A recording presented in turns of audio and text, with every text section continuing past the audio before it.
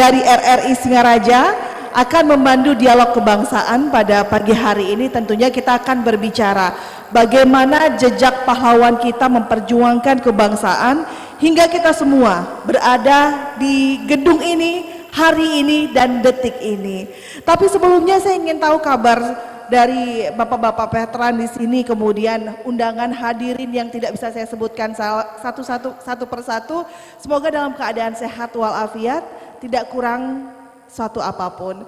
Dan pada pagi ini siaran ini juga disiarkan langsung melalui program 1 RRI Singaraja dan bisa langsung ditonton nanti dialog ini. Untuk yang mungkin terlewatkan atau ingin mendengarkan kembali bisa langsung ditonton di YouTube RRI, di RRI Singaraja dan juga di siaran aplikasi digital kami di RRI Playgo. Tanpa menunda waktu lagi, saya akan memanggil salah satu pejuang bangsa ini, perjuangan untuk memerdekakan bangsa Indonesia, memerdekakan masyarakat di Indonesia dan juga masyarakat Bali. Kita sambut dengan tepuk tangan yang meriah Ketua Dewan LVRI Provinsi Bali, Bapak I Gusti Bagus Saputra SH. Baik, dengan senang sekali dan berbangga rasanya saya masih bisa melihat pahlawan veteran kita yang sampai dengan saat ini mempunyai semangat luar biasa untuk berbicara Republik Indonesia. Baik, silakan Bapak.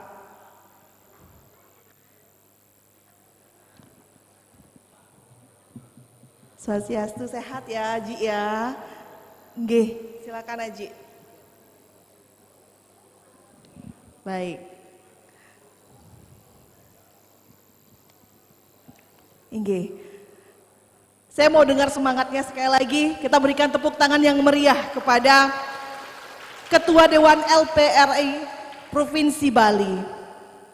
Haji, astung kare sehat hari ini Ji. Ya, boleh tahu mungkin bagaimana Aji memperingati setiap hari kemerdekaan, karena tentu akan ada momentum yang sangat menyentuh begitu jika kita berbicara tentang kemerdekaan. Tapi sebelum kita mulai, untuk hadirin, untuk adik-adik di depan saya, di tengah dan juga di sebelah kanan saya yang mungkin mempunyai pertanyaan terkait dengan bagaimana sebenarnya perjalanan napak tilas memperjuangkan bangsa Indonesia dari yang dijajah kemudian menata kebangsaan ini, menata republik tercinta ini. Nanti kita akan buka juga sesi audiens bertanya, bisa langsung nanti dijawab oleh Ketua Dewan LVRI Provinsi Bali begitu. Baik, tidak menunggu lama lagi, Om Swastiastu, Haji bisa mungkin dipegang Ji untuk mic-nya, Ike? Nggih. Baik. Om Swastiastu. Baik, Haji, kalau boleh tahu Ji, semangat apa yang kemudian membawa bangsa Indonesia sampai dengan di hari ini? Haji, mungkin di awal kita bisa bercerita bagaimana perjuangan dulu Haji memperjuangkan kemerdekaan bangsa Indonesia terutama di Provinsi Bali. Silakan Haji. Jadi pertanyaannya, semangat apa yang membawa sampai kita berjuang mati-matian untuk merdeka? Jawabannya, semangat jiwa, semangat nilai-nilai kejuangan 1945. Jiwa, semangat nilai kejuangan 45 ini pertama sekali ialah sila-sila daripada Pancasila, terutama pidato Bung Karno 1 Juni 45, lahirnya Pancasila. Yang kedua, proklamasi kemerdekaan 17 Agustus 45. Yang ketiga, Undang-Undang Dasar 45. Undang-Undang Dasar 45 itu terdiri dari pembukaan 16 bab, 37 pasal, 4 peraturan peralihan, dua aturan tambahan. Ini terutama di dalam pembukaannya. Kalau kita ingat kembali pembukaannya, penuh dengan jiwa semangat nilai kejuangan 45. Saya ingatkan kepada saudara sekalian, pembukaan Undang-Undang Dasar 45 ini penuh jiwa semangat nilai kejuangan 45. Bunyinya sebagai berikut, bahwa sesungguhnya kemerdekaan itu adalah hak segala bangsa. Kemerdekaan itu adalah hak segala bangsa. Dan oleh sebab itu, penjajahan di atas dunia harus dihapuskan karena tidak sesuai dengan pri kemanusiaan dan pri keadilan. Dan perjuangan pergerakan kemerdekaan Indonesia itu telah sampailah kepada saat yang berbahagia dengan selamat dan sentosa menghantarkan rakyat Indonesia ke depan pintu gerbang kemerdekaan negara Indonesia yang merdeka, bersatu, berdaulat, adil, dan makmur. Kemudian daripada itu, untuk membentuk suatu pemerintah negara Indonesia yang melindungi segenap bangsa Indonesia dan seluruh tumpah darah Indonesia, dan untuk memajukan kesejahteraan umum, mencerdaskan kehidupan bangsa, dan untuk turut serta melaksanakan ketertiban dunia berdasarkan perdamaian abadi dan keadilan sosial. Maka disusunlah kemerdekaan kebangsaan Indonesia itu di dalam suatu undang-undang dasar yang terbentuk dalam susunan negara yang berkedaulatan rakyat dengan berdasarkan kepada ketuhanan yang Maha Esa, kemanusiaan yang adil dan beradab, persatuan Indonesia, dan kerakyatan yang dipimpin oleh hikmah kebijaksanaan dalam permusyawaratan perwakilan serta mewujudkan keadilan sosial bagi seluruh rakyat Indonesia. Ini nilai dasar, nilai operasional daripada jiwa semangat 45 ini antara lain, pertama, dakwah kepada Tuhan Yang Maha Esa. Bangsa Indonesia adalah bangsa yang dakwah kepada Tuhan Yang Maha Esa. Yang kedua, jiwa semangat untuk merdeka. Ketiga, nasionalisme. Keempat, patriotisme. Kelima, harga diri. Keenam, persatuan kesatuan. Persatuan kesatuan. Ketujuh, tidak kenal menyerah. Tidak kenal menyerah. Kedelapan, pantang mundur. Kesembilan, setia kawan.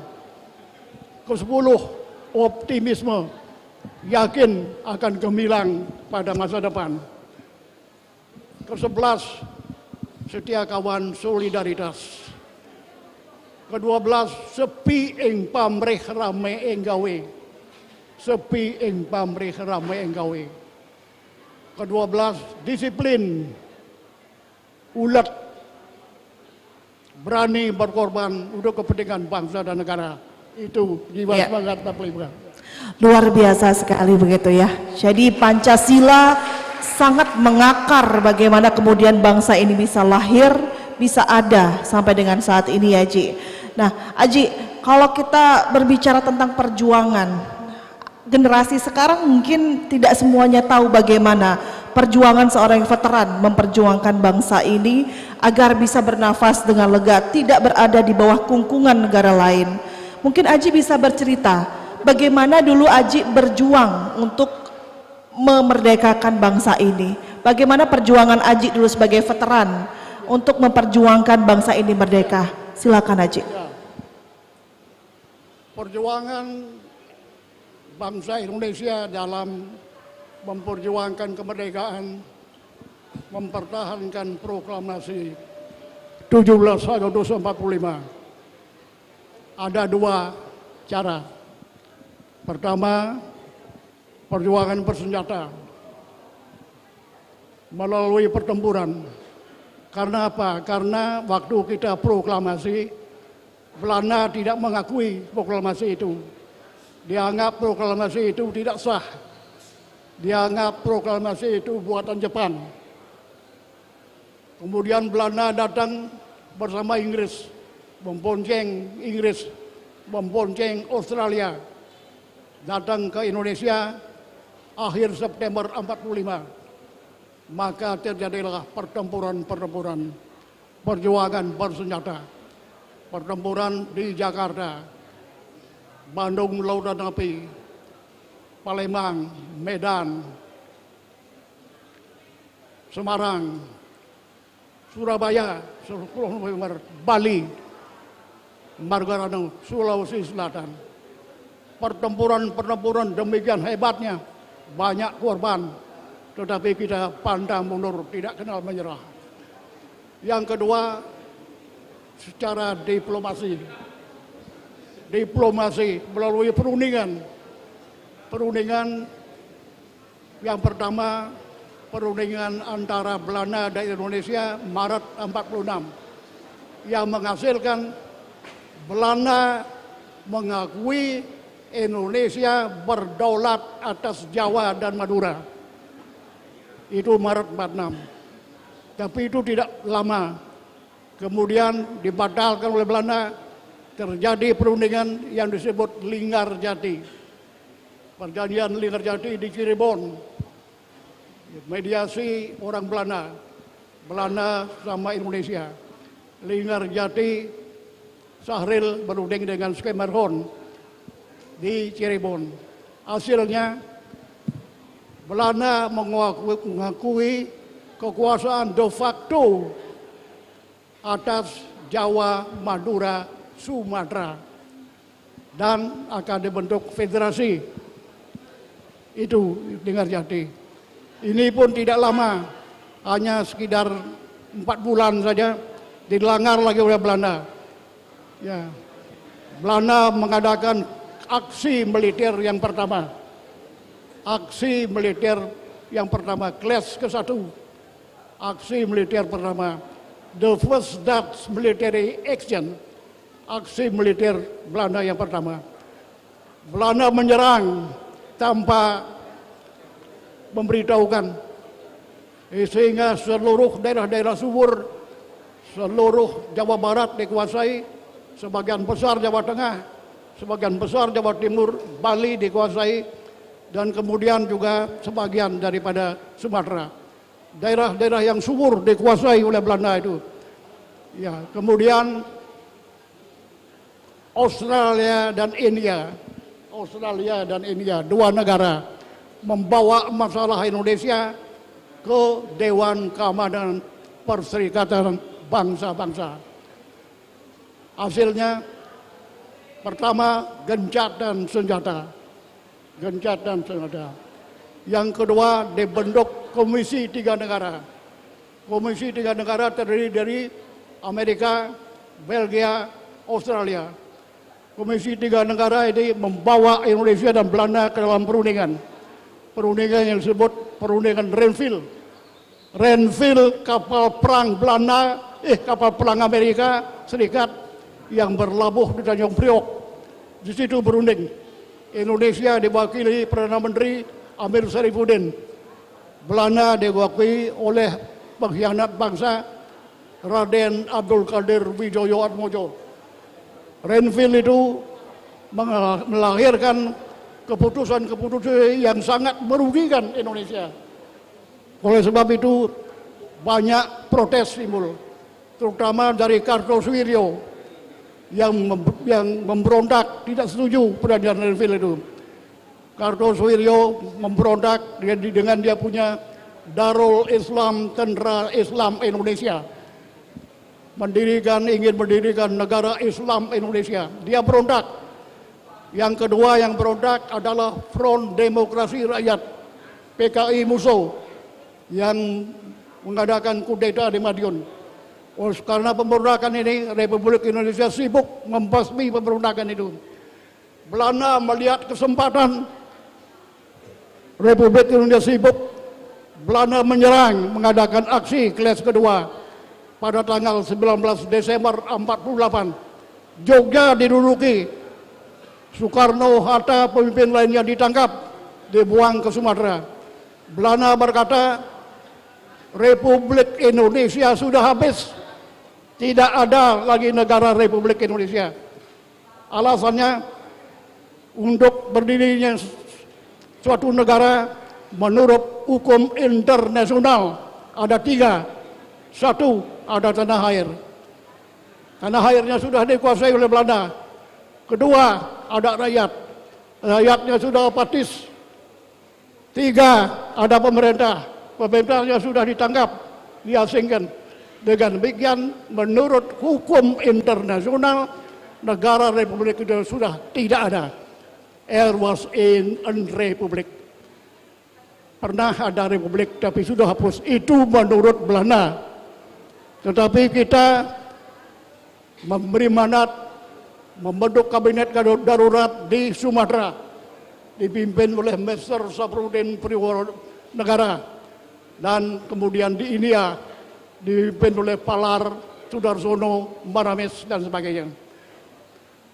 Akibat dari kelas kedua ini, Pandit Nehru di India mengadakan konferensi 19 negara Asia untuk menentang sikap Belanda itu, menghasilkan resolusi kepada Dewan Keamanan PBB. Yang pertama, bebaskan Soekarno-Hatta dari tahanan, kembalikan ke Yogyakarta. Yang kedua, pulihkan kembali pemerintahan Republik Indonesia di Yogyakarta. Yang ketiga, wilayah-wilayah yang diduduki secara paksa oleh Belanda akibat kelas ke-1 dan kelas kedua, kembalikan kepada Republik Indonesia. Keempat, pada akhir Desember 49, Indonesia harus diberi merdeka. Itu resolusi 19 negara itu. Dewan Keamanan PBB itu membaca resolusi itu, kemudian memerintahkan satu gencatan senjata, bebaskan Soekarno-Hatta, pulihkan pemerintahan ke Jogja kembali. Segera diadakan perundingan untuk menentukan kemerdekaan Indonesia dengan dibentuknya Republik Indonesia Serikat. Kemudian terjadi konferensi meja bundar tanggal 23 Agustus 49, berakhir 2 November 49, yang menghasilkan akan diserahkan kedaulatan kepada Republik Indonesia oleh Belanda kepada Indonesia pada tanggal 27 Desember 49. Yang kemudian berdiri Republik Indonesia Serikat pada tanggal 16 Desember 49. Republik Indonesia Serikat itu berdiri, presidennya adalah Soekarno, wakil presidennya Hatta, sekaligus Perdana Menteri, Menteri Pertahanannya Hamengkubuwono ke-9, Menteri Dalam Negeri Anak Agung Gede Agung dari Bali. Jadi dari Bali ini ada Anak Agung Gede Agung sebagai Menteri Dalam Negeri pertama dalam Republik Indonesia Serikat. Kemudian konferensi meja bundar itu menyerahkan kedaulatan kepada RIS pada tanggal 27 Desember 49. Republik Indonesia Serikat ini terdiri daripada 16 negara. Republik Indonesia Serikat ini terdiri daripada 16 negara. Jadi kita ini pernah punya 16 negara. Negara yang pertama Republik Indonesia itu. 15 negara yang lain negara-negara boneka buatan Belanda. Antara lain Indonesia Timur, Pasundan, Sumatera Timur, Kalimantan Barat, Tenggara, dan lain sebagainya. 16 negara bagian. Republik Indonesia Serikat ini tidak bertahan lama. RIS ini hanya 8 bulan. Melalui dekret Presiden Soekarno 15 Agustus 50, RIS bubar berubah menjadi NKRI, Negara Kesatuan Republik Indonesia. Kemudian pada September 50, 29 September 50, NKRI ini diakui sebagai anggota Perserikatan Bangsa-Bangsa. Dengan demikian Indonesia menjadi negara merdeka sejajar dengan negara-negara yang lain. Itu dia. Ya, perjalanannya memang tidak sebentar ya Haji ya. Kita tahu perjuangannya luar biasa begitu. Nah, kalau untuk masyarakat di Bali sendiri, terutama Aji, pada saat Aji melalui masa-masa itu, apa yang kemudian paling Aji ingat? Apa yang kemudian paling menjadi memori untuk Aji sendiri sampai dengan saat ini, Ci?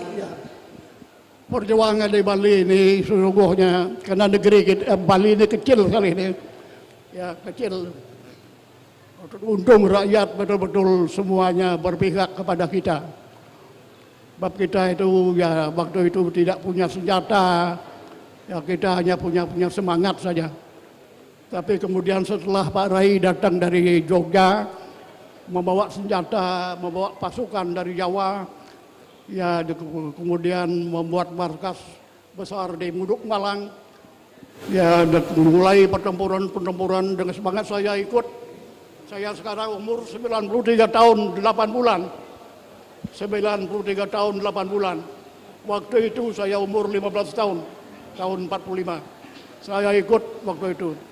Kita serang kota Denpasar, pemusatan tentara Belanda. Kita merayap 2000 gerilya tengah malam serang kota Denpasar, pemusatan tentara Belanda. Belanda sedang tidur, kita gempur. Belanda banyak mati. Ya kita cuma 6, Belanda kira-kira 45 orang. Ya. Belanda kemudian kelihatan kewalahan tuh, dia kirim surat kepada Pak Rai, Kapten Kuno, ya kirim surat kepada Pak Rai minta berunding.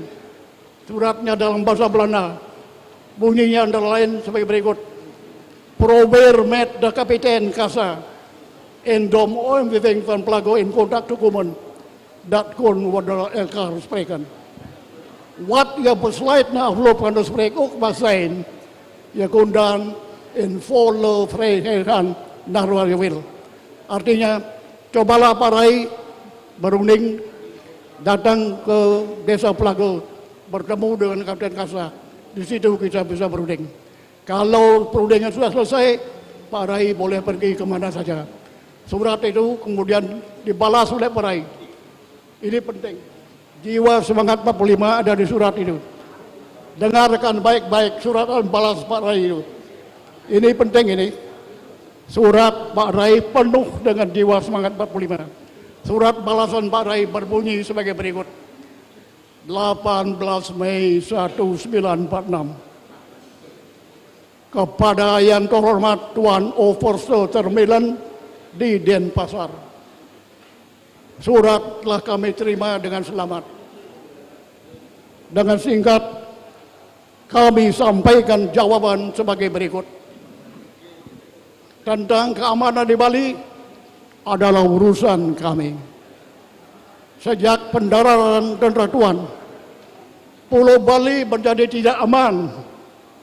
Bukti telah nyata, tidak bisa dipungkiri lagi. Lihatlah penderitaan rakyat menghebat, mengancam keselamatan rakyat bersama. Tamah-tamah kekacauan ekonomi menjerat leher rakyat. Keamanan terganggu karena Tuan memperkosa kehendak rakyat yang telah menyatakan kemerdekaannya. Soal perundingan kami serahkan kepada kebijaksanaan pemimpin-pemimpin kami di Jawa. Bali bukan tempat perundingan diplomatik dan saya bukan kompromis.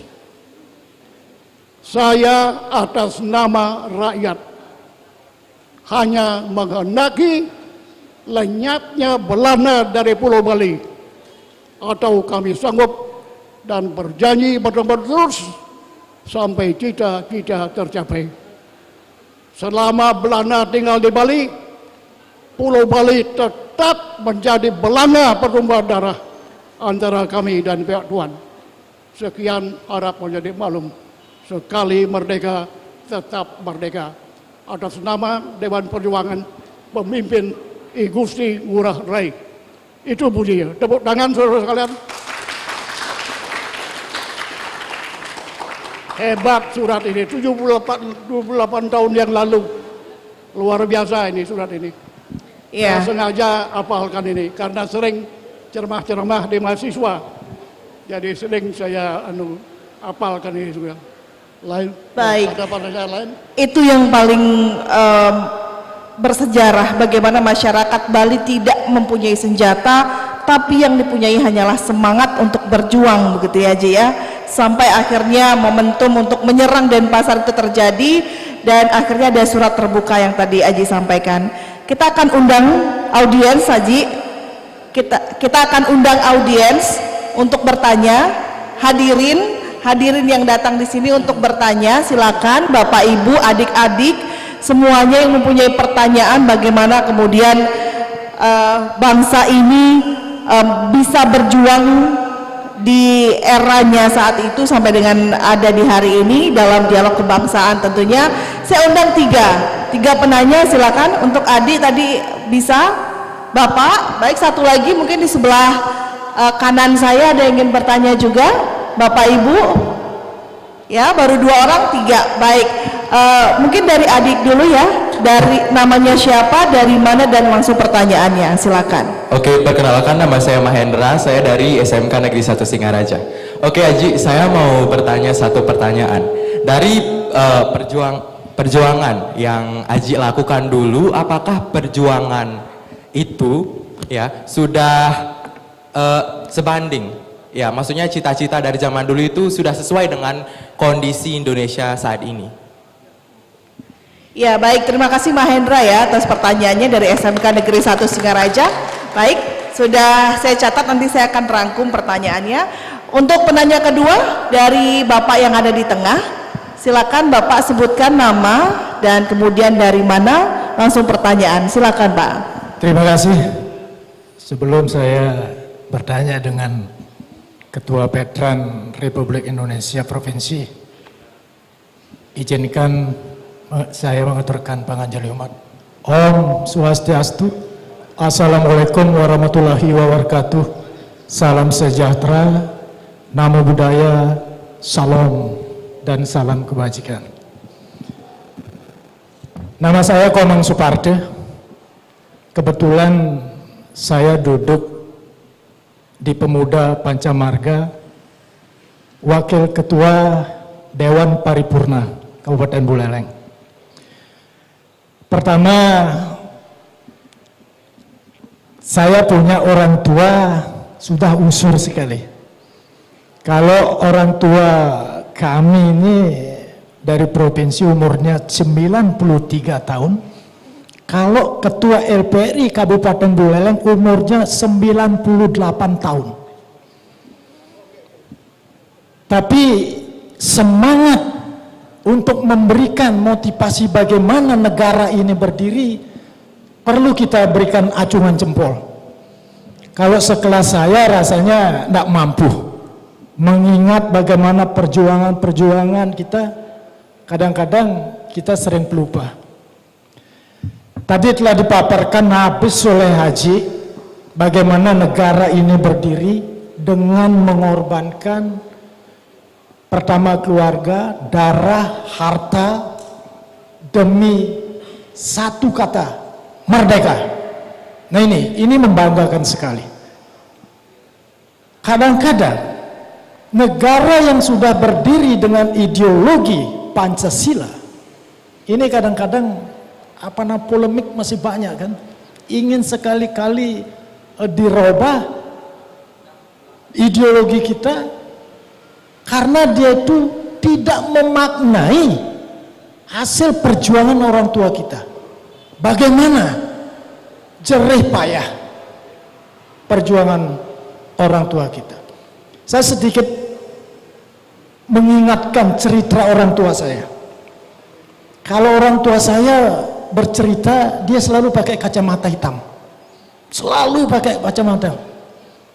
netes air matanya karena dia itu disiksa habis di tangsi militer. Dia ditangkap. Apakah kita tidak mengakui perjuangan para veteran kita, para pejuang kita? Kadang-kadang ironisnya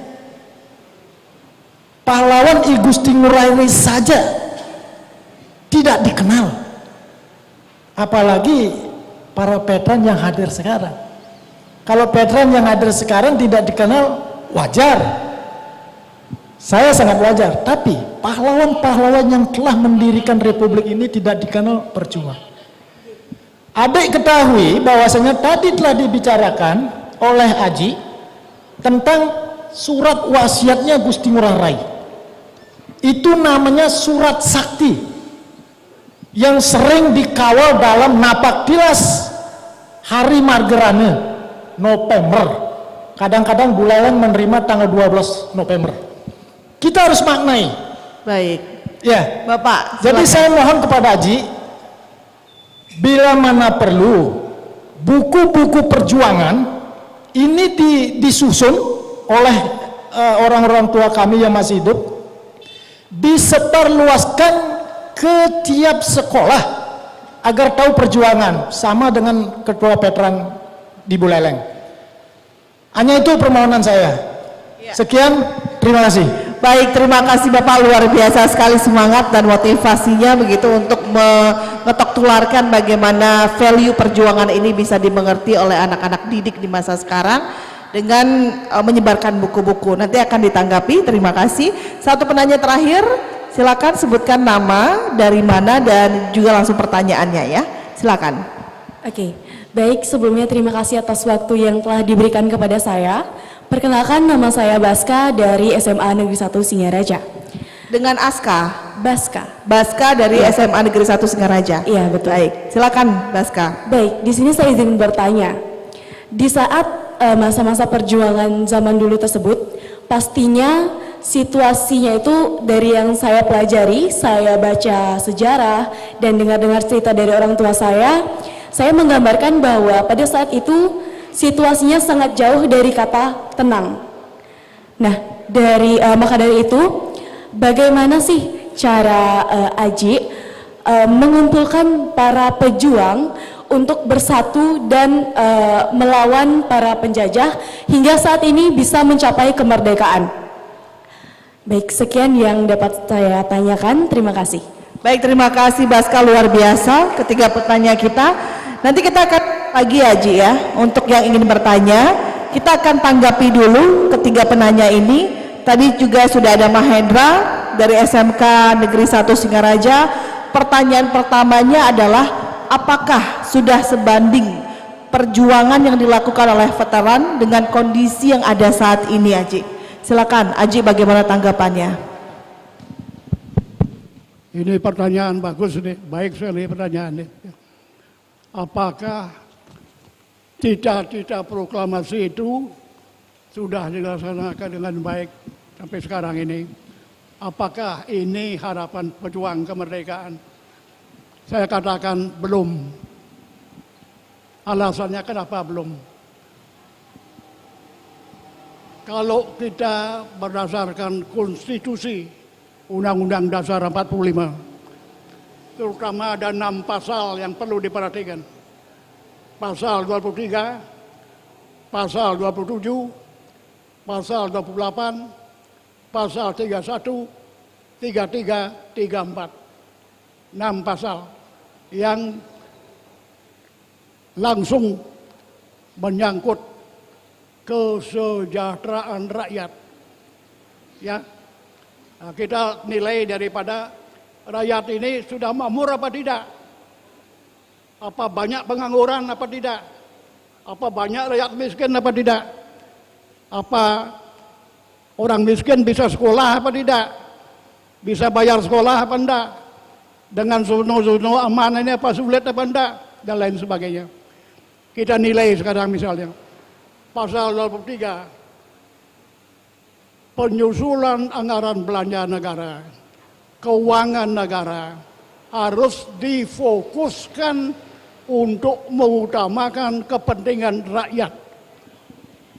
Jadi keuangan ini ya fokus pembangunan untuk membangun sumber daya manusia.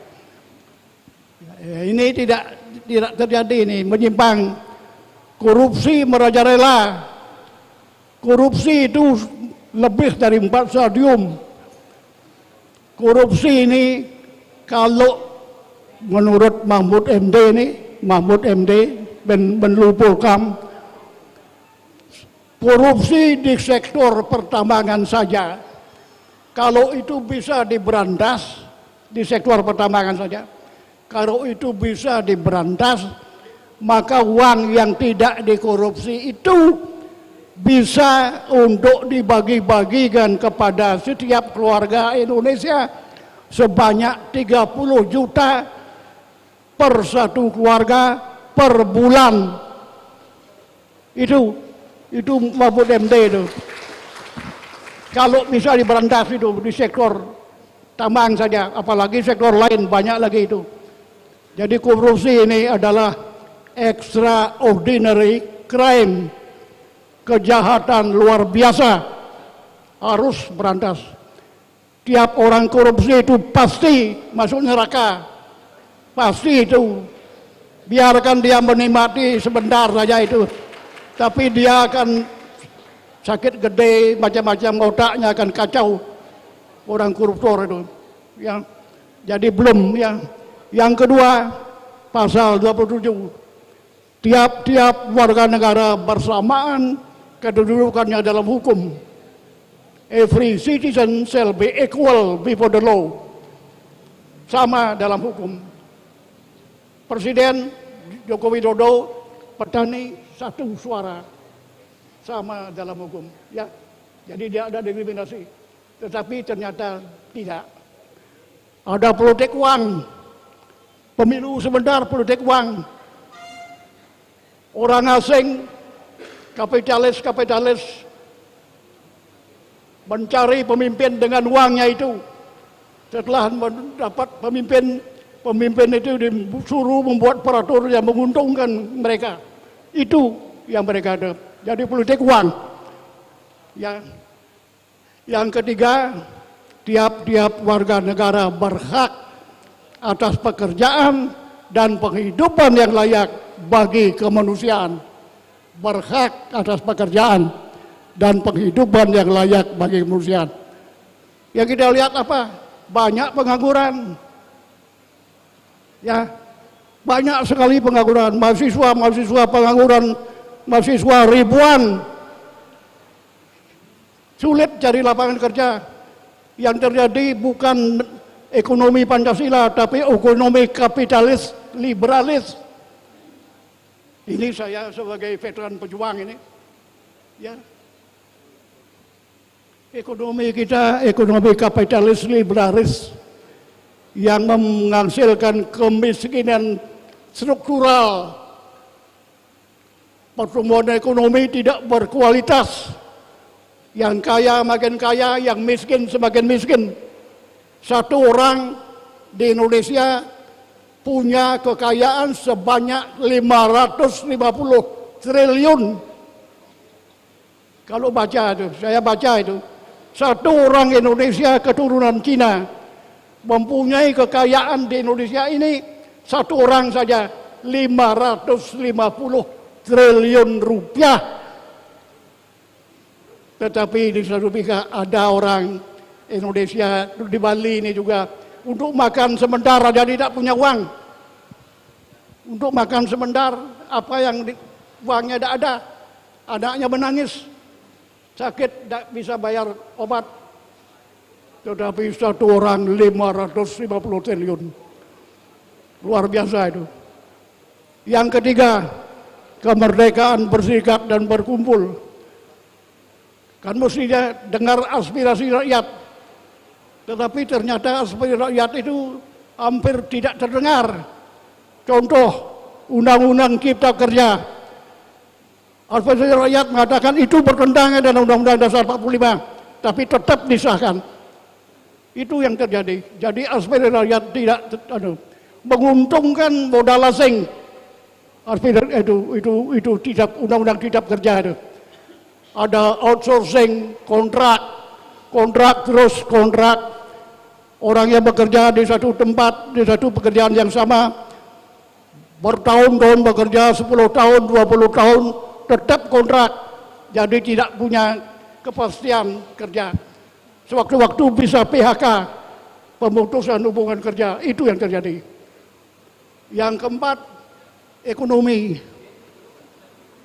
Perekonomian disusun sebagai usaha bersama, berdasarkan asas kekeluargaan. Yang terjadi bukan itu.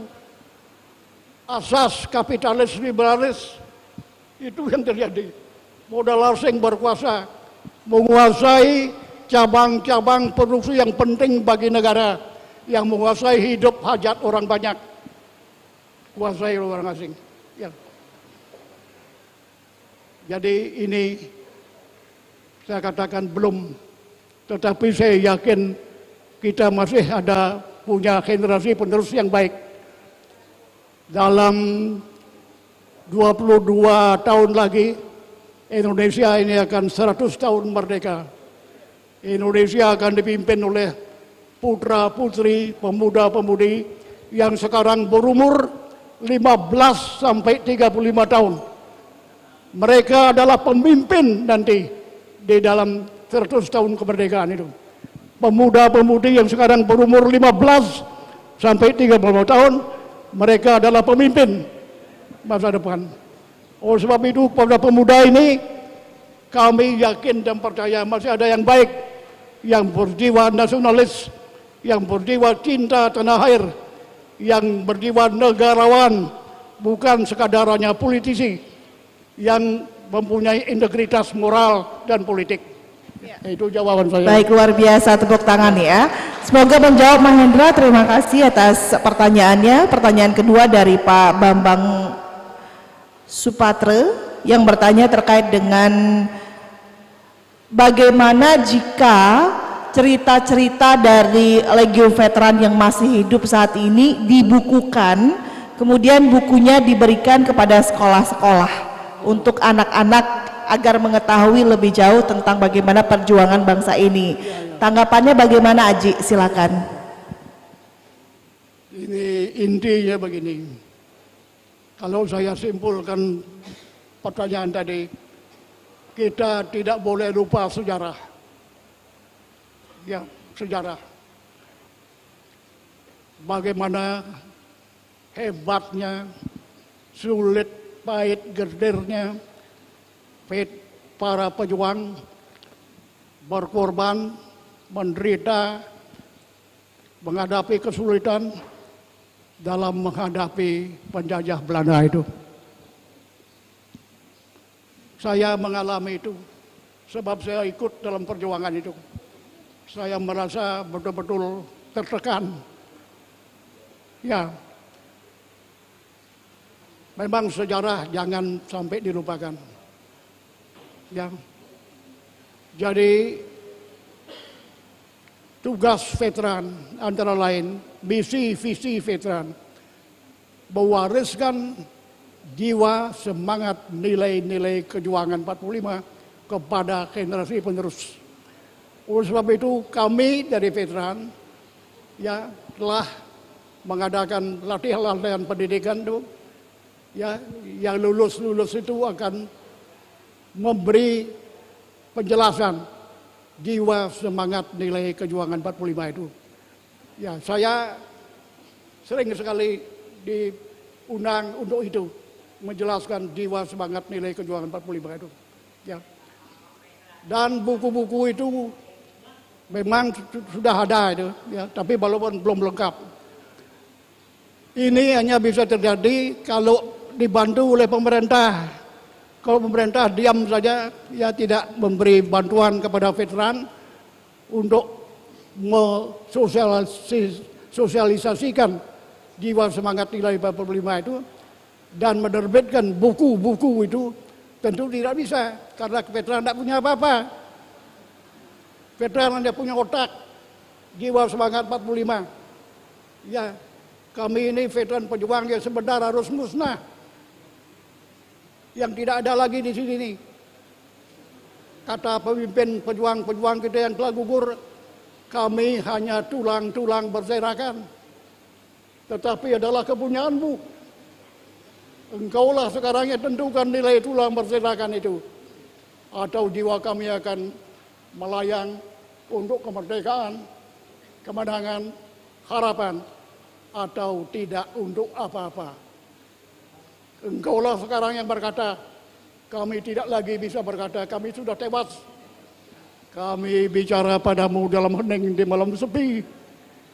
Jika dada rasa hampa dan jam dinding yang berdetak, kenanglah kami. Teruskan perjuangan kami. Ya, itu. Luar biasa, terima kasih untuk Pak Bambang, semoga menjawab. Dan kembali lagi perlu adanya kerjasama ya Pak ya Ji ya, untuk bisa menularkan, karena veteran seperti yang tadi Aji katakan tidak punya apa-apa. Beliau ini semua hanya punya kenangan, kemudian juga punya pikiran dan juga sejarah-sejarah yang harus dibukukan, dan kita semua generasi muda harus tahu tentang itu. Yang terakhir, Aji, ada pertanyaan dari Baska. Dia bertanya terkait dengan Aji sebagai salah satu veteran. Aji sebagai salah satu veteran, Ji.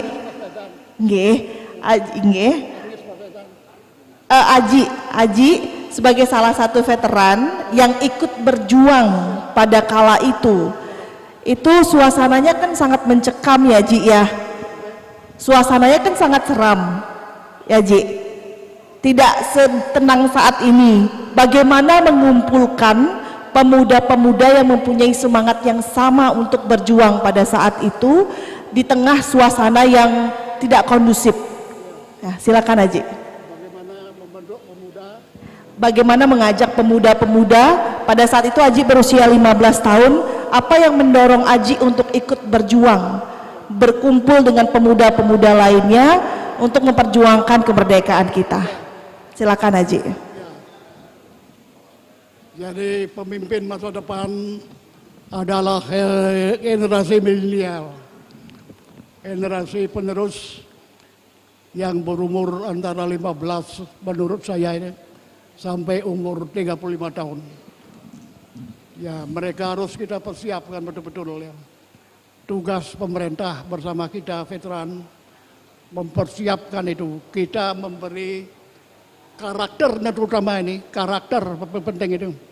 Ya, sebab sekarang ini kan hidup manusia Indonesia sekarang ini pada umumnya diperbudak oleh benda, diperbudak oleh material, mendewa-dewakan uang, mencapai tujuan dengan segala cara, menghalalkan segala cara untuk mencapai tujuan, antara lain itu, sehingga timbul korupsi.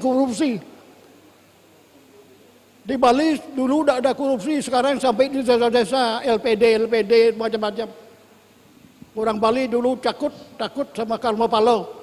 Sekarang karena diperbudak oleh uang pokoknya instan, terobosan, pokoknya hari ini, besok tidak masalah. Yang penting hari ini, yang penting makan hari ini, besok tidak tahu apalagi cara mencuri atau korupsi atau apa, tidak peduli, seperti itu. Hedonis, sok kuasa ini feodal, ini sekarang ini feodal, sok kuasa, tidak mau menyerap aspirasi rakyat, tidak mau menerima kritik. Kalau dikritik marah, sok kuasa, feodal. Ya, itu yang terjadi.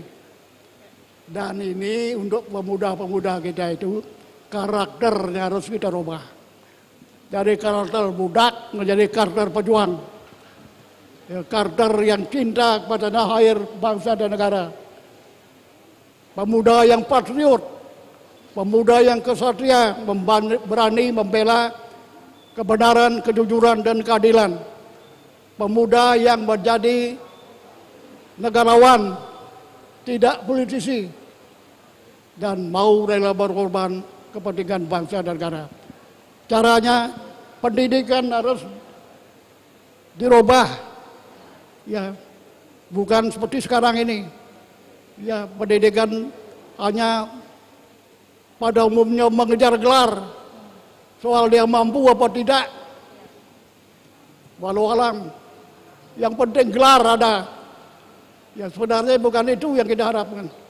Yang kita harapkan pemimpin-pemimpin yang kemudian menjadi patriot, pencinta air, rela berkorban, dan menjadi generasi penerus sesuai dengan cita-cita proklamasi 1945. Ya. Baik, terima kasih Aji dan terima kasih untuk para penanya. Kita berikan tepuk tangan yang meriah untuk memberikan semangat ya untuk para penanya, kemudian hadirin yang masih berada di gedung ini sampai dengan siang hari ini. Dan saya ingin sekali sebenarnya membuka untuk sesi pertanyaan lagi, tapi waktu yang membatasi begitu ya Ji ya.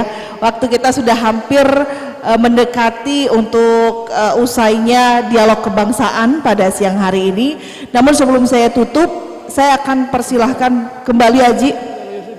Nggih, saya persilahkan Aji untuk memberikan kata-kata motivasi sebagai kata-kata closing statement Ji, penutup untuk dialog kebangsaan di HUT Kemerdekaan RI pada tahun ini. Silakan Aji.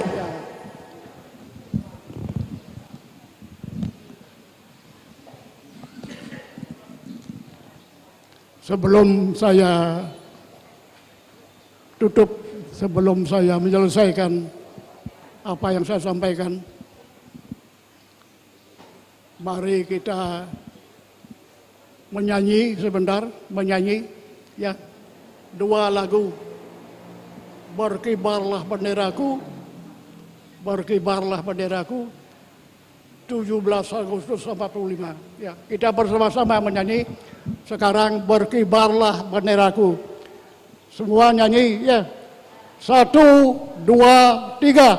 Berkibarlah benderaku, lambang suci keperwira di seluruh pantai Indonesia.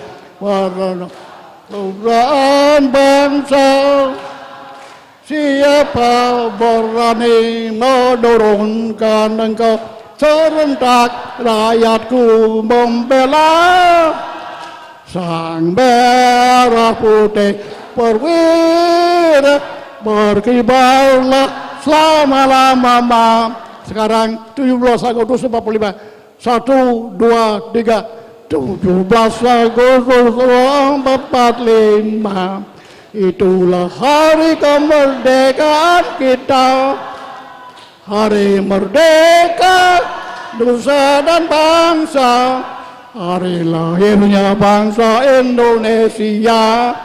Merdeka, sekali merdeka tetap merdeka, selama hayat sedekah badan kita setia, setia, setia, meluruskan Indonesia. Kita tetap setia, setia, tetap setia kita. Terima kasih. Saya mendoakan semoga Bapak Ibu sekalian selalu dalam keadaan sehat walafiat, murah rezeki, panjang umur, kalau berdosa diampuni dosanya. Amin. Marilah kita bergembira dalam pengharapan, bersabar dalam kesulitan, bertekun dalam doa, maju terus sesuai dengan irama dan derapnya cita-cita proklamasi 17 Agustus 45. Kita pakaikan merdeka 3 kali dengan gegap gempita. 1, 2, 3. Merdeka! Merdeka! Merdeka! Terima kasih. Baik. Santi, santi, santi, om. Baik, hadirin dan juga pendengar dimanapun berada, demikianlah dialog kebangsaan mengenang perjuangan pahlawan nasional dalam rangka memperingati HUT ke-78 kemerdekaan RI tahun 2023. Terima kasih kami ucapkan kepada Bapak Ketua Dewan LVRI Provinsi Bali, Bapak I Gusti Bagus Saputra SH, sudah meluangkan waktunya untuk memberikan semangat dan pekikan motivasi untuk berjuang. Namun sebelum saya tutup, hadirin dan juga pendengar, ada beberapa benang merah yang saya tarik dari percakapan kita, dialog kebangsaan kita pada siang hari ini, Haji, yaitu tugas veteran untuk memperjuangkan kemerdekaan bangsa ini bisa dikatakan telah usai karena bangsa ini sudah merdeka. PR-nya apa? PR-nya adalah kita yang melanjutkan kemerdekaan ini, mengisi kemerdekaan ini dengan berbagai upaya agar perjuangan pahlawan-pahlawan kita tidak sia-sia. Satu kutipan yang menarik adalah bangsa Indonesia akan besar jika bangsa ini tidak melupakan sejarahnya dan tidak melupakan perjuangan para pahlawannya. Saya Rizka Desiandra, selamat siang. Baik, untuk acara terakhir, Aji, kami mohon waktunya untuk menerima penghargaan dan juga ada beberapa bingkisan juga dari pemerintah Kabupaten Buleleng yang akan diserahkan langsung oleh Bapak Kesbangpol Kabupaten Buleleng, Bapak Kepala Kesbangpol Kabupaten Buleleng. Silakan Haji bisa mengambil tempat di depan, Haji. Baik, silakan Bapak. Mungkin bisa di depan. Nah, untuk panitia bisa mengabadikan momennya.